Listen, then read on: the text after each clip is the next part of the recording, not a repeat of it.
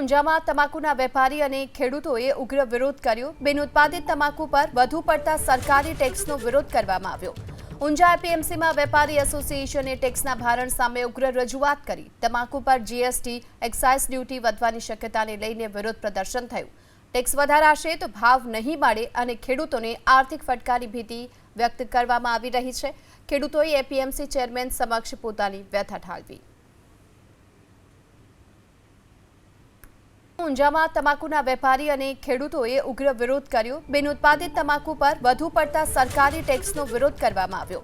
ઊંઝા એપીએમસીમાં વેપારી એસોસિએશને ટેક્સના ભારણ સામે ઉગ્ર રજૂઆત કરી। તમાકુ પર જીએસટી, એક્સાઇઝ ડ્યુટી વધવાની શક્યતાને લઈને વિરોધ પ્રદર્શન થયું।